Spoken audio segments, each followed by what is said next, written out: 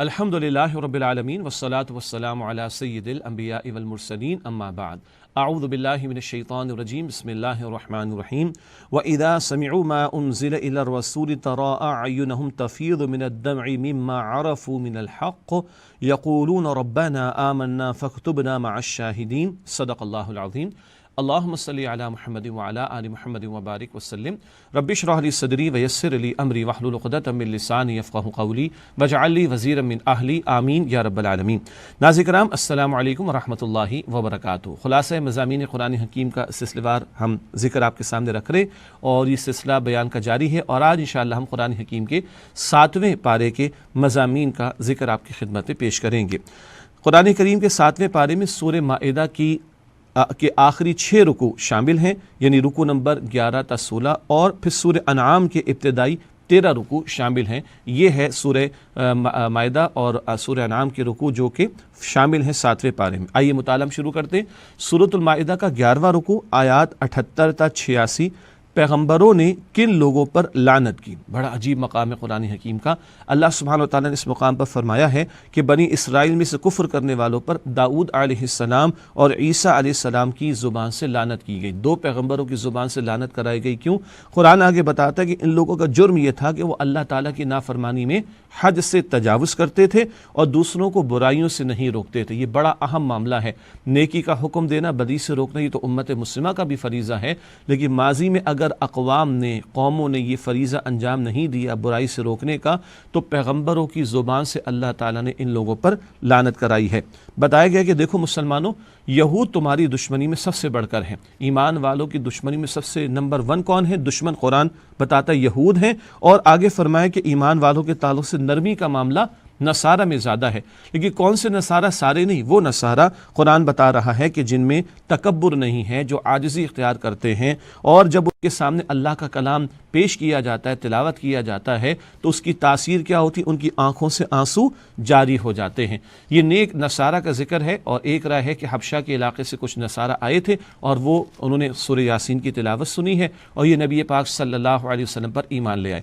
تو ایمان والوں کی دشمنی میں سب سے بڑھ کر یہود ہیں، اور کچھ قریب اگر ہیں تو وہ نصارہ، مگر وہ جن میں نرمی ہے، جن میں تکبر نہیں، جن میں عاجزی ہے، جو حق کے متلاشی ہیں، وہ ایمان والے مسلمانوں کے نزدیک ہیں، یہود کے مقابلے میں یعنی نصارہ قریب ہیں۔ اس کے بعد رکوع نمبر 12 آیات 87 تا 93۔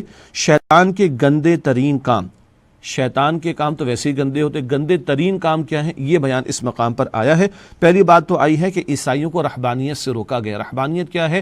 کہ من چاہی باتوں کو دین کے طور پر اختیار کیا جائے اور دنیا کے معاملات کو بالکل ترک کر کے کونے کھدرے میں بیٹھ جایا جائے۔ یہ تو نفس کی پرستش کی بات ہوگی، جو میرا دل کر رہا ہے وہ میں کر رہا ہوں، نہیں، اس سے منع کیا گیا، اور رب کے تقاضوں پر عمل درآمد کرنے کا حکم دیا گیا۔ بتایا گیا کہ جس طرح کسی حرام شے کو حلال کرنا غلط ہے، اسی طرح کسی حلال شے کو اپنے لیے حرام کر لینا بھی غلط ہے۔ اللہ کی نعمتیں ہیں، استفادہ کرو، اور خود ساختہ کو تم حلال حرام کے فیصلے کر لو، یہ جائز نہیں ہے۔ بتایا گیا کہ شراب اور جوا یہ شیطان کے گندے کاموں میں سے برائیاں ہیں۔ شیطان تو ویسے ہی گندا، اس کے کام بھی ویسے گندے، اس کے کاموں میں سے بھی گندے ترین کیا ہیں؟ یہ شراب اور جوا، اس کا معاملہ۔ اور اس مقام پر شراب اور جوے کی حرمت کے حوالے سے آخری احکامات آئے ہیں، اور بالکل شراب کی ممانعت کر دی گئی، جوے کو حرام قرار دے دیا گیا۔ بتایا گیا کہ دیکھو یہ وہ ایسا عمل ہے شراب کا معاملہ کہ تمہیں اللہ کے ذکر سے روکتا ہے، اور شیطان چاہتا ہے کہ شراب اور جوے کے ذریعے تمہارے اندر نفرتیں پیدا کرے، دشمنیاں پیدا کرے۔ اب تم باز آتے ہو کہ نہیں؟ یہ آخری حکم سورۃ المائدہ کی آیت نمبر 91 اور 92 میں، 90 اور 91 میں ہمارے سامنے آیا۔ بتا دیا گیا کہ شراب کی حرمت تو اب آئی ہے، پہلے کسی سے اس طرح کا معاملہ ہو گیا تو وہ معاف ہے، آئندہ جو ہے وہ اب شراب اور جوے اس طرح کی حرام چیزوں سے اپنے آپ کو بچاؤ۔ اس کے بعد رکوع نمبر 13 ہے سورۃ المائدہ کا آیات 94 تا 100۔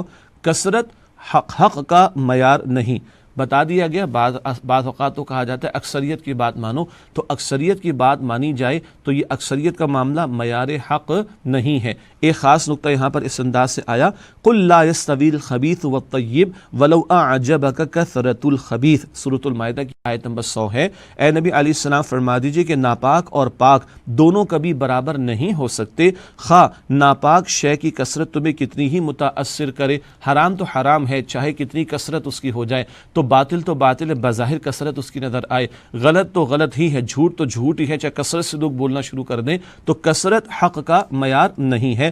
حق تو یہ ہے کہ اللہ اور اس کے رسول کی تعلیم کے مطابق جو بات ہے وہ ٹھیک ہے، جو اس کے خلاف ہے وہ باطل ہے، چاہے وہ کتنی کثرت سے زمین پر نظر آ رہی ہو۔ پھر رکوع نمبر 14 سورۃ المائدہ آیات 101 تا 108، بے مقصد سوالات مت کرو۔ ایک اہم ادب بتایا گیا ہے اس مقام پر کہ کثرت سوالات سے اجتناب کرو۔ ایسی بات البقرہ میں بھی آئی تھی، وہ گائے کے قصے کے اندر جو بڑے سوالات کیے تھے بے جا قسم کے بنی اسرائیل نے، بتایا گیا کہ دیکھو بے مقصد اور فرضی قسم کے سوالات کرنا یہ پسندیدہ روش نہیں ہے۔ سوالات وہ ہوں جن کا عقیدے سے، عمل سے، نجات سے، ایمان سے تعلق ہو۔ بے جا سوالات اور بے مقصد سوالات سے بچنا چاہیے۔ ایک اہم بات بتائی گئی، کسی کا غلط ہونا تمہارے لیے غلط ہونے کی دلیل نہیں ہے۔ آج کل لوگ جواز بناتے ہیں بھئی لوگ بھی تو کر رہے ہیں، بھئی لوگ کر رہے ہیں تو اگر غلط کر رہے ہیں تو غلط ہے۔ لوگوں کا کثرت میں آ جانا کہ وہ غلط کرنے لگے یہ ہمارے لیے کوئی دلیل نہیں بنتی۔ تو بتایا جا رہا ہے کہ کسی اور کی بے عملی کو اپنی بے عملی کا جواز نہ بناؤ۔ اسی طرح بتایا گیا کہ ہر ایک کو اپنا جواب خود دینا ہے۔ ہاں ہمیں لوگوں کی اصلاح کی فکر کرنی ہے، ان کو راہ خدا کی طرف لانے کی کوشش کرنی ہے۔ وہ نہیں مانتے اس کا وبال ان پر ہوگا، لیکن بالآخر ہم نے خود اپنے بارے میں اللہ تعالیٰ کے ہاں جواب دینا چاہیے۔ البتہ اپنی اصلاح کے ساتھ ساتھ دوسروں کی اصلاح کی بھی فکر کی جائے۔ نہیں لوگ مانتے، دعوت قبول نہیں کرتے، وہ ان کا اپنا اختیار۔ پھر رکوع نمبر 15 سورہ مائدہ آیات 109 تا 115، حضرت عیسیٰ علیہ السلام کے حواریوں کا عجیب مطالبہ، حواری جو ان کے ساتھی تھے ان کا ایک عجیب مطالبہ اس کا ذکر کیا گیا۔ پہلے تو بتایا گیا کہ عیسیٰ علیہ السلام کو اللہ تعالیٰ نے بہت سارے معجزات عطا فرمائے۔ اب ان کے حواریوں نے ایک عجیب مطالبہ کیا، کہنے لگے کیا ایسا ہو سکتا ہے کہ اللہ تعالیٰ آسمان سے ایک دسترخوان ہمارے لیے نازل فرما دے جس پر لذیذ کھانے چنے ہوئے ہوں اور ہم اطمینان قلب پائیں، اور وہ دن ہمارے لیے کوئی عید کا دن بھی بن جائے، اس کو ہم یاد رکھیں، خوشی منائیں۔ اس پر اللہ سبحانہ وتعالیٰ کی طرف سے عیسیٰ علیہ السلام نے فرما دیا کہ دیکھو اللہ تعالیٰ کی طرف میں التجا تو کر لوں، لیکن اللہ فرماتا ہے اگر میں ایسا کروں تو پھر جس نے حق کو قبول نہیں کیا اور فرمائشی معجزہ تم فرمائش کر کے معجزے کا مطالبہ کرو، وہ میں دکھا دوں، پھر حق سے تم روگردانی کرو تو پھر ایسی سزا میں تمہیں دوں گا جیسی سزا کسی کو بھی نہیں دوں گا۔ یہ فرمائشی قسم کا معجزہ انہوں نے مانگا کہ فرمائش پر دیا جائے۔ یہ معاملہ کسی قوم کے لیے بڑا حساس اور نازک ہوتا ہے۔ پھر اگر وہ قوم اللہ تعالیٰ کے احکامات کو قبول نہ کرے، ان کے تقاضوں پر عمل نہ کرے، تو پھر اللہ تعالیٰ ایسی قوم کو سزا دیتا ہے۔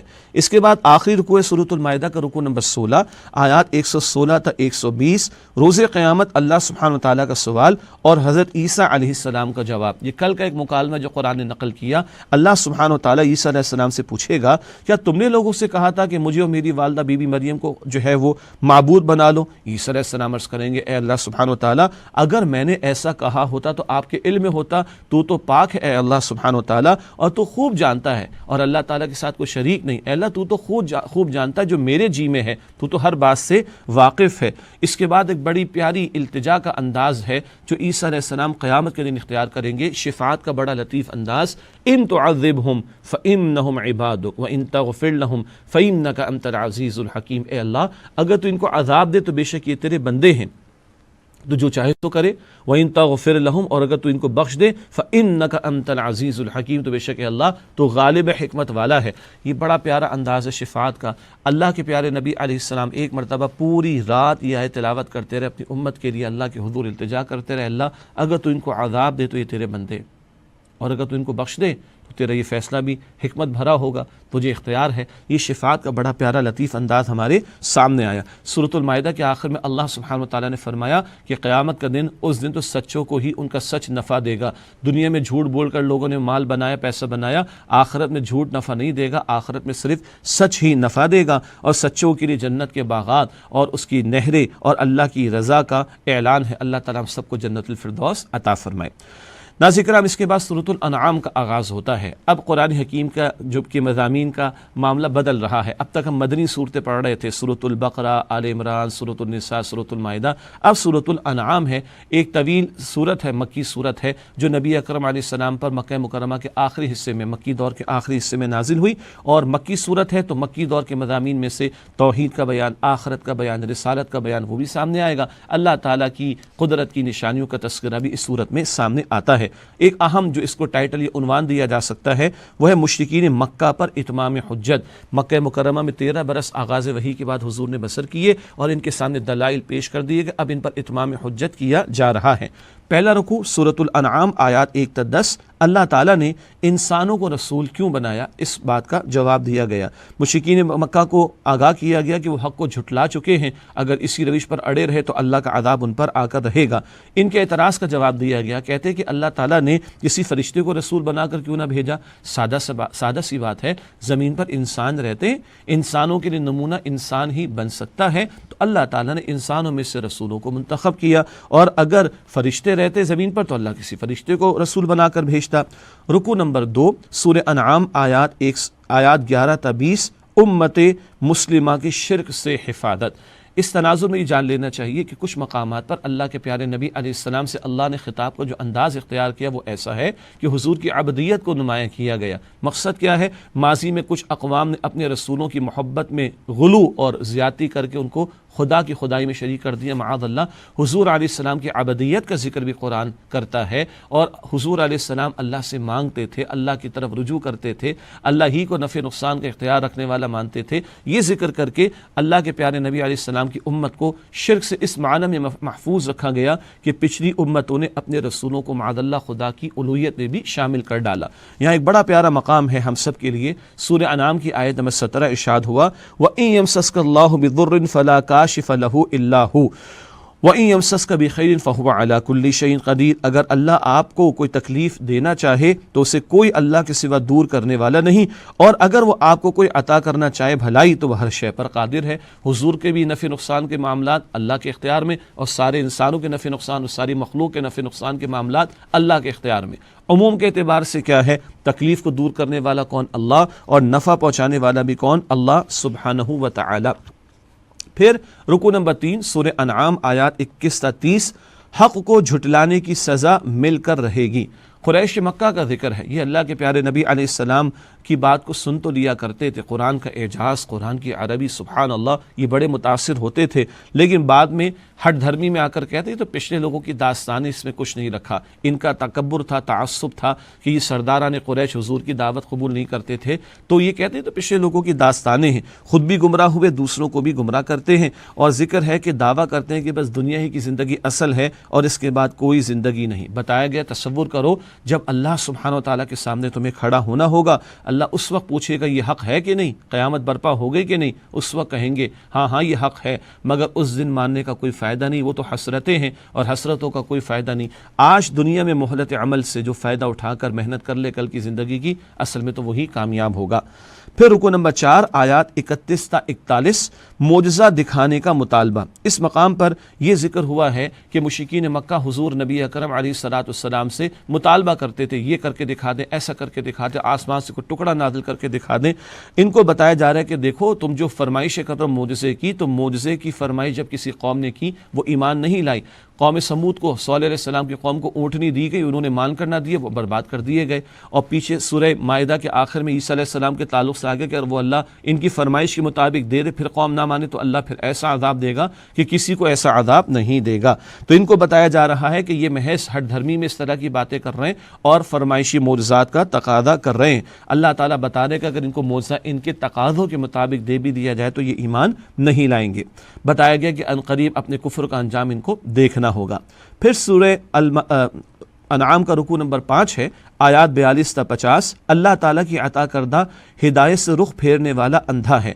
بتایا گیا ہے کہ جب کبھی اللہ نے قوموں کی طرف رسولوں کو بھیجا تو اللہ تعالیٰ نے قوموں کو سختیوں میں، تکالیف میں مبتلا کیا تاکہ لوگ اللہ کی طرف رجوع کریں۔ آج بھی ہم ایک کیفیت دیکھتے ہیں دنیا کے اندر، وباؤں کا معاملہ اور دیگر مشکلات اور آزمائشوں کا معاملہ، تو اس میں ایک حکمت کیا ہوتی ہے کہ جو سختیاں آتی ہیں نا تو دل نرم ہو جاتے ہیں۔ تو اللہ تعالیٰ نے ایسی کیفیات ماضی میں اقوام پر طاری کیں جب رسولوں کو بھیجا تاکہ لوگ اللہ کی طرف رجوع کریں۔ اللہ تعالیٰ نے آگے فرمایا کہ شیطان نے ان لوگوں کے برے اعمال کو مزین کر کے دکھا دیا، لوگوں کے دل تو نرم نہ ہوئے اور انہوں نے ہٹ دھرمی کا مظاہرہ کیا، اور شیطان نے ان کے گندے اور برے کاموں کو مزین کر کے ان کے سامنے رکھ دیا۔ اللہ کے پیارے نبی علیہ السلام سے کہلوایا گیا کہ وہ اللہ کے رسول ہیں، آپ نے واضح فرما دیا کہ غیب کے یہ خزانے ان سے یہ میرا اختیار نہیں، تو اللہ سبحانہ و تعالیٰ کے اختیار میں ہے، اور نہ میں فرشتہ ہوں اور نہ میں نے تم سے کوئی اس طرح کا دعویٰ کیا کہ تم مجھ سے معجزات کا مطالبہ کر رہے ہو۔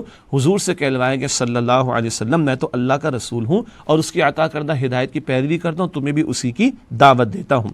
اس کے بعد بتایا گیا کہ دیکھو دیکھنے والا اور نابینا برابر نہیں ہو سکتے، ایک ہدایت کی روشنی میں حق کو دیکھ رہا ہے، دوسرا اندھا بنا ہوا ہے، برابر نہیں ہو سکتے۔ اسی طرح ایک حق پر کاربند ہے، دوسرا باطل کی حمایت کر رہا ہے، برابر نہیں ہو سکتے۔ پھر رکوع نمبر 6 سورہ انعام آیات 51 تا 55، اللہ کن پر مہربان ہے۔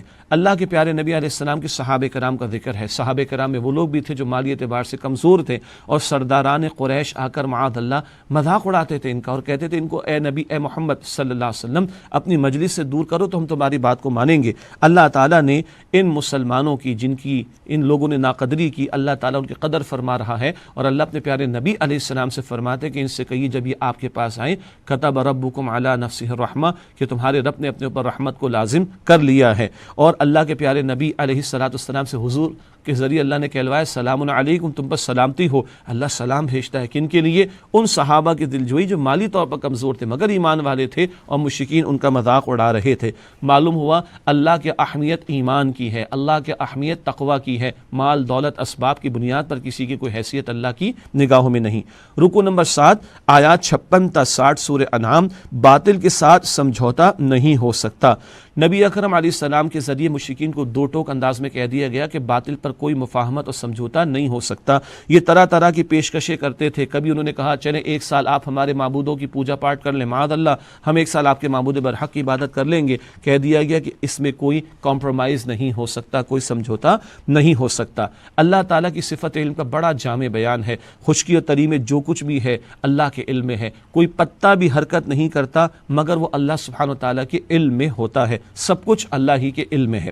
رکوع نمبر 8 سورہ انعام آیات 61 تا 70، اللہ کے عذاب کی 3 صورتیں۔ بتایا گیا کہ نافرمانوں پر 3 قسم کے عذاب آتے ہیں، ایک ان کے اوپر سے عذاب کا آنا، شدید طوفانی بارشیں یا پتھروں کا برسا دیا جانا، ایک نیچے سے عذاب آنا جیسے کہ زلزلے کا معاملہ، اور ایک اللہ یہ ہے کہ قوموں کو گروہوں میں تقسیم کر کے ایک دوسرے سے لڑا کر ان کی طاقت کا مزہ چکھائے۔ اللہ تعالی ہمارے حال پر رحم فرمائے۔ طرح طرح کی کیفیت، کبھی آسمان سے وباؤں کا آ جانا، اور کبھی شدید بارشوں کا آ جانا، کبھی زلزلے طوفان کا آ جانا، اور کبھی فرقہ واریت کی بنیاد پر، زبان کی بنیاد پر، لسانیت کی بنیاد پر تقسیم ہو جانا اور لڑنا ایک دوسرے سے، یہ اللہ تعالیٰ کے عذابوں کی اقسام ہوتی ہیں۔ اللہ تعالیٰ ہم سب کی حفاظت فرمائے۔ ایک اہم بات بتائی گئی، کسی محفل میں اگر اللہ تعالیٰ کے دین کے شعائر کا مذاق اڑایا جائے، اس کے احکام کی خلاف ورزیاں ہوں، مذاق اڑایا جائے، تو مسلمان کے لیے جائز نہیں کہ وہاں پر وہ بیٹھے، بلکہ غیرت دینی کا ثبوت ہے کہ وہاں سے وہ اٹھ جائے۔ رکوع نمبر 9 ہے آیات 71 تا 83، ڈوبنے والے معبود نہیں ہو سکتے۔ حضرت ابراہیم علیہ السلام کا ان کی قوم کے ساتھ ایک مکالمہ، جو ستارہ پرستی کے اندر بھی وہ قوم شرک میں مبتلا تھی، اس قوم سے مکالمہ، اور ابراہیم علیہ السلام نے بڑا خوبصورت انداز اختیار کیا۔ اچھا یہ ستارہ ہے، ارے ستارہ تو ڈوب گئے تو معبود نہیں ہو سکتا۔ اچھے چاند نکل آ گیا، یہ کیا رب ہو سکتا ہے؟ ارے یہ بھی غروب ڈوب گیا، یہ بھی رب نہیں ہو سکتا۔ اچھا یہ سورج جگمگا رہا ہے، یہ تو بہت بڑا ہے۔ جب سورج بھی ڈوب گیا تو کہا بھائی یہ ڈوبنے والے خدا نہیں ہو سکتے، ان میں کچھ نہیں رکھا۔ اور انی وجہت وجہی للذی فطر السماوات والارض حنیفا وما انا من المشرکین، توحید کا نعرہ بلند کیا۔ میں نے تو یکسو ہو کر اپنا رخ اس کی طرف پھیر لیا، وہ اللہ جو آسمان و زمین کا پیدا فرمانے والا ہے، اور میں مشرکین میں سے نہیں ہوں۔ یہ ابراہیم علیہ السلام سے کہلوایا گیا۔ پھر رکوع نمبر 10 سورہ انعام آیات 84 تا 91، نبی ہمیشہ عقیدہ توحید پر ہوتا ہے۔ ابراہیم علیہ السلام کا ذکر ہوا، توحید کے دلائل اللہ نے ان کو عطا فرمائے جو انہوں نے اپنی قوم کے سامنے مکالمے کے طور پر بھی پیش کیے، اور بتایا گیا کہ تمام انبیاء علیہ السلام توحید ہی کی دعوت دیتے رہے۔ شرک اتنا گھناؤنا جرم ہے، بتایا گیا سمجھانے کے لیے، بالفرض اگر کسی نبی نے بھی شرک کیا ہوتا، بالفرض محال، تو سارے اعمال ان کے ضائع کر دیے جاتے۔ اللہ کے پیارے نبی علیہ السلام کو تسلی دی گئی، مکے والے حضور حضور کی ناقدری کر رہے ہیں، اللہ فرما رہا ہے آپ تسلی رکھیے نبی علیہ السلام، اللہ تعالیٰ ایک اور قوم کو کھڑا کر دے گا جو ناقدری نہیں کرے گی، آپ پر ایمان لائے گی، آپ کا ساتھ دے گی۔ یہ انصار مدینہ کی خوش نصیبی کی طرف اللہ سبحانہ و تعالیٰ اشارہ کر رہا ہے۔ مکہ مکرمہ سے ہجرت حضور نے مدینہ فرمائی اور صحابہ کرام نے جو آپ کا وہاں رہنے والے ساتھ انہوں نے دیا، وہ انصار مدینہ، ان کی طرف اشارہ۔ رکوع نمبر 11 آیات 92 تا 95 سورہ انعام، جھوٹ بولنے والوں کا برا انجام۔ ذکر ہے کہ یہود جھوٹ بولتے ہیں اور نبی اکرم صلی اللہ علیہ وسلم سے دشمنی اختیار کرتے ہوئے معاذ اللہ کہتے اللہ تعالیٰ نے کچھ بھی نازل نہیں کیا، اتنی ہٹ دھرمی پر آ گئے۔ بتایا گیا کہ بتاؤ پچھلی کتابیں کس نے نازل کی؟ تورات کا تم دعویٰ کرتے ہو وہ موسیٰ علیہ السلام لے کر آئے تھے، وہ کس نے نازل کی؟ اب یہ قرآن ہے جو اللہ سبحانہ و تعالیٰ نے ہدایت کے طور پر عطا فرمایا، لیکن تم نے تو کتاب تورات میں بھی حصے بکھرے کر دیے اور تم جھوٹ پر اڑ گئے ہو۔ رکوع نمبر 12 سورہ انعام آیات 96 تا 101، اللہ تعالیٰ کی بے مثال نعمتیں اور قدرتیں۔ بڑا پیارا مقام ہے، اللہ تعالیٰ کی بہت ساری نعمتوں کا ذکر، ہم غور و فکر تو کریں تو اللہ کی معرفت میں اور اللہ کی عظمت میں، محبت میں اور اضافہ ہوگا۔ اللہ ہے جو بیج اور دانے کو پھاڑ کر پودے اور درخت نکالتا ہے، اللہ ہے جو مردہ کو زندہ اور زندہ کو مردہ کرتا ہے، اللہ ہے جس نے آسمان، سورج، چاند اور ستارے بنائے، اللہ ہے جو ساری مخلوقات کی ہر حاجت کو پورا کرتا ہے، بارش وہی برساتا ہے، نباتات، سبزیاں، کھیتیاں وہی اگاتا ہے، اور بے شک اس پر ایمان لانے والوں کے لیے بہت ساری نشانیاں ہیں۔ جنات کو مشرکین نے اللہ تعالیٰ کا شریک ٹھہرا دیا، معاذ اللہ، ان کے شرک کی اللہ تعالیٰ نے نفی فرمائی۔ پھر آخری رکوع ہے سورہ 7ویں پارے کا، سورہ انعام کا رکوع نمبر 13 ہے، آیات 102 تا 111، مشرکین کے معبودوں کی توہین نہ کرو، شرک غلط ہے، ان کے بت غلط ہیں، لیکن بتایا گیا کہ ان کے بارے میں بری زبان استعمال نہ کرو، ورنہ یہ پلٹ کر معبود برحق اللہ سبحانہ و تعالیٰ کے بارے میں معاذ اللہ بری زبان استعمال کریں گے۔ یہ ادب ہمارا دین سکھاتا ہے، دلیل کے ساتھ باطل کو باطل قرار دیا جائے، لیکن زبان غلط استعمال نہ کی جائے۔ اور آخر میں بتایا گیا حق تو واضح ہو گیا، لیکن جو لوگ ہٹ دھرمی کا مظاہرہ کر کے حق واضح ہو جانے کے باوجود قبول نہیں کرتے، اللہ تعالیٰ حق قبول کرنے کی صلاحیت ان سے واپس لے لیتا ہے۔ اللہ تعالیٰ ایسے برے انجام سے ہم سب کی حفاظت فرمائے اور اللہ ہم سب کو ہدایت پر استقامت عطا فرمائے۔ وآخر دعوانا ان الحمد للہ رب العالمین، والسلام علیکم ورحمۃ اللہ وبرکاتہ۔